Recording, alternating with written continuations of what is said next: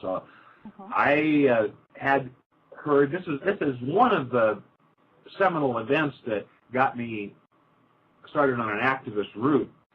I had just read that people with migraines sometimes achieved relief from smoking marijuana, and that they could even feel a migraine coming on and avert the migraine by smoking marijuana. So since this young woman had tried all the prescription medicines and it wasn't working, I just suggested that. So we got together, and one time when she said that she could feel a migraine coming on, and she smoked a couple of puffs, and she said that immediately the aura, the precursor aura to a migraine, had simply disappeared. So I stuck around with her for a while, and she said that it just wasn't coming. So she said, I know that I averted an attack by using marijuana. And so now 20 years later, she's an award-winning grade school teacher in South Dakota. She still uses marijuana to avert or ameliorate migraine headaches, and she is barred from telling her students what she knows to be the truth. Of course, yeah. And she refuses to do the school drug education stuff in classes. She just won't do it. But she knows that she would lose her job if she told the truth. Sure, absolutely. That's sad. If you can't trust what you learned in grade school, in fact, as your head is filled with all sorts of patriotic nonsense, including the Just Say No campaign, and listening to DARE officers, cops who come and try to pretend like they're your friend and tell you a bunch of lies. Over a period of 12 years in school, you're liable to come away with a pretty warped attitude. And there are the 10 to 20% who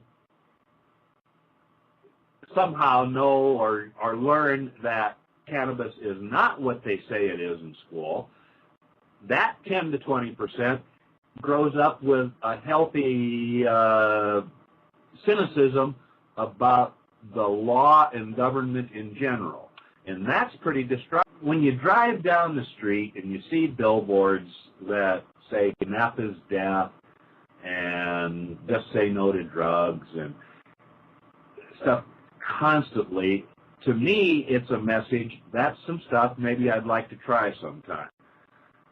That may be stem from the same reasons that I became an activist, that I actually use cannabis myself,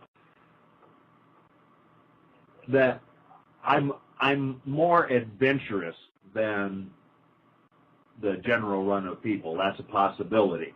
And a possibility that all people who experiment with drugs are of a different mindset than the general population.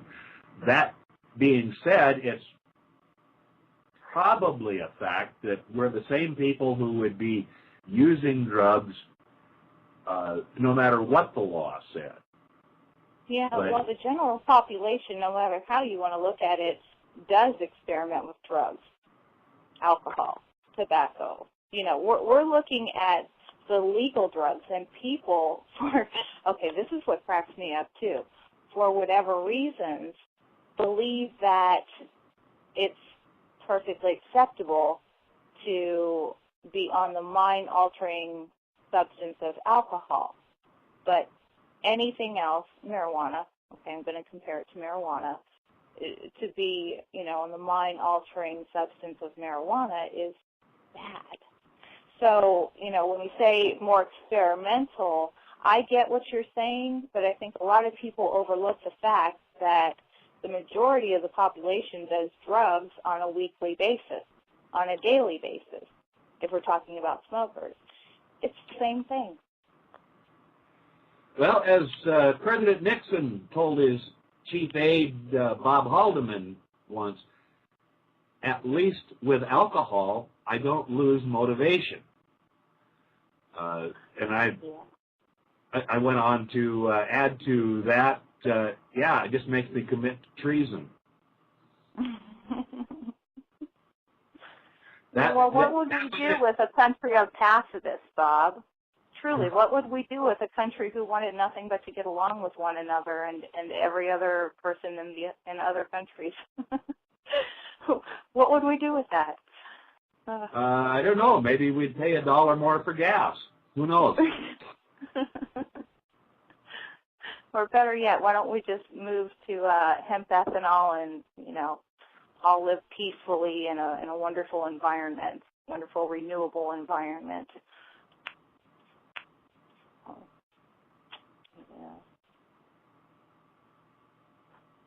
Yeah. At any rate. Well, it's hard to fill an hour, isn't it? No, we're a half hour. We're done. I mean, yeah. Okay. Just if there's anything else that look for a few more minutes that you to want to plug. Yeah, just anything else that you want to plug. Anything like that. I would urge those who listen who have not donated money or time or effort to a legalization effort or a drug law reform effort to contact normal.org or MPP.org or Students for Sensible Drug Policy. All of these organizations run on money, and there's no end to people who will take the money and do something constructive with it, but we're always struggling for a way to keep on going. So, very true. Very true. At least buy a T-shirt, guys. So, yeah. Okay. Well, yes. Bob, I want to thank you. I want to thank you for being here. Let's give your website again. Hemphasis, correct? Hemphasis.net. Hemphasis.net is probably the best consumer information on the net about the uses of hemp and why it's still illegal. Also, I run a website called sodacnormal.org, which is about the cannabis laws in South Dakota, and I get calls twice a week from people who get busted in South Dakota and want to know what to do. And generally, they've already given the cops everything they need. It's also interesting that I quizzed these people, maybe 200 or 300 over the last 3 or 4 years, who have been busted in South Dakota largely through their own stupidity, and not one of them has ever donated to a drug law reform group. They wait until they get into trouble, and then they try to do something about which they can do nothing. Yeah, well, I've found that to be the very common case where people not wanting to change the laws for themselves, for their children, just go about it and say, they're either bowing out because they think there's risk involved, or they don't have time, and that I don't get.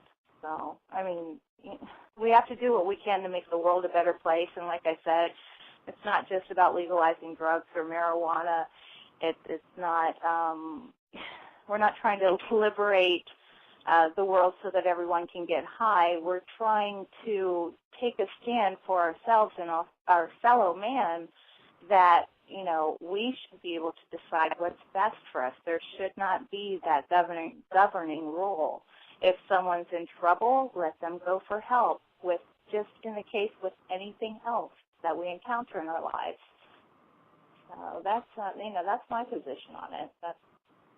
Well, it's just that the